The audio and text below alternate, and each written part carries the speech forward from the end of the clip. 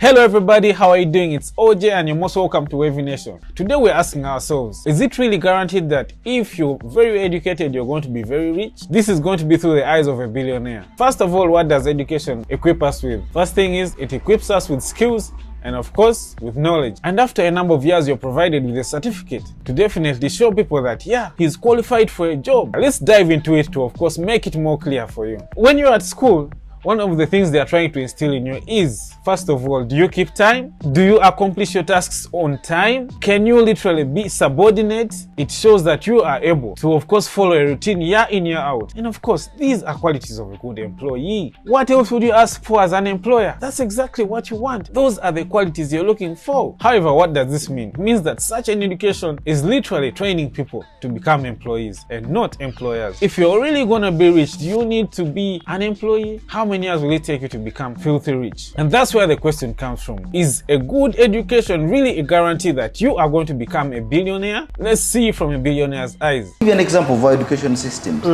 Majority of Africans have gone through education systems and now they're all PhDs, they are professors. But have you ever asked yourself why are the most educated people of our society the least outside rich or wealthy in our society? Yeah.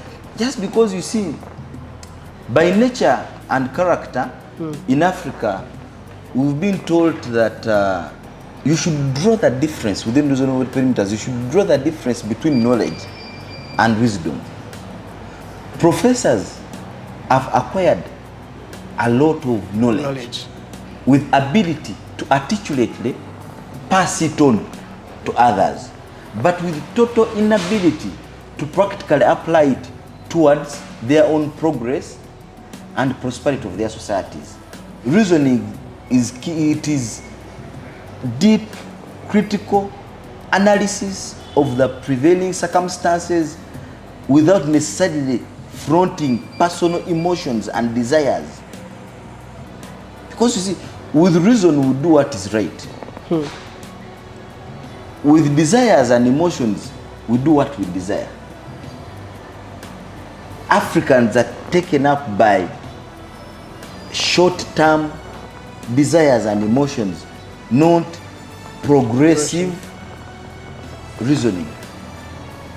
I think people, from the look of things, what would happen if people woke up one day and were like, okay, from today onwards, we're not going to school, we're not taking our kids to school? It would be havoc. We would not have doctors most probably, we would not have engineers most probably, so we actually do need people to go to school. But the question is a very educated person with all these qualifications capable of even being rich?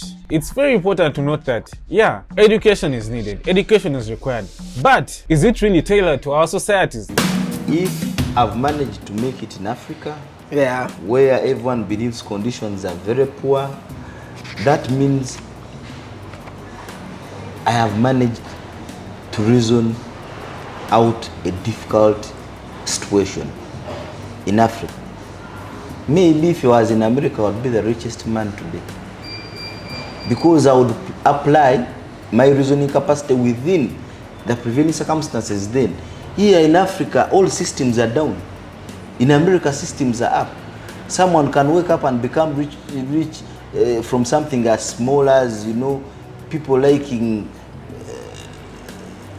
something very funny. Exactly. You put something up, people like it, and you're up because the marketing strategy is there. People have access to information. You know, the book is the written. Systems present for someone to make it already. But here in Africa, we are still in manual, analog. Everything there is fast. The education right now that exists in most places is imposed. Where does this curriculum come from? Which language are we using to learn these things that we are being taught? And of course, are we able to comprehend all this? Is this education tailored for the problems that exist in our society? If we look at all this at the same time and we comprehend this, is this the education that can groom millionaires, billionaires? There's been a rise of millionaires and billionaires over the years. These people have been school dropouts. Usual examples of Mark Zuckerberg, Bill Gates. So what does this mean? When you get to be very educated, you're so specialized that you're so passionate about one single thing and emotionally invested in it that you don't want to leave it. On the other hand of things is that business people are not that emotionally attached to things, and they are literally looking at the bigger picture every day. So, is it possible? It's a no or yes for me. If one was able to live their vocation, that it would be possible. But people who choose not to go through that path of getting specialized in a certain degree on a specific thing have a higher chance because they're able to look at things in a broader spectrum and able to create systems that create a lot of wealth. I must say it's possible, but then it comes with a lot of courage. So I must say that it's very possible that you can be very educated and still amass a lot of wealth. Simply being open-minded is an element of reason. Open-minded. The ability to take in information. When someone is talking to you, that ability to take in information and analyze it before you can act, that is an element of reason. Believing in yourself, that is an element of reason. Being patient yet consistent with what you want, that is an element of reason. Never giving up once you fall, that is an element of reason. Taking personal responsibility. And you see, I owe myself the responsibility to make myself better and the society where I live. That is an element of reason. You don't wait for anyone to come and carry you forward. You don't blame government for your failures. You don't blame your parents for your failures.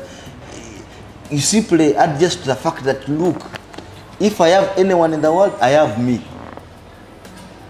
Then how do I better my life? You know, that alone is an element of reason. So, success or failure are a mere reflection of our reasoning capacity. This can be even from your own vocation, like what did you study? But how do you create system to, of course, get such wealth from that particular thing that you studied? From all of this, I must say it's important that we hear your view, and therefore comment down below, and of course don't forget to subscribe.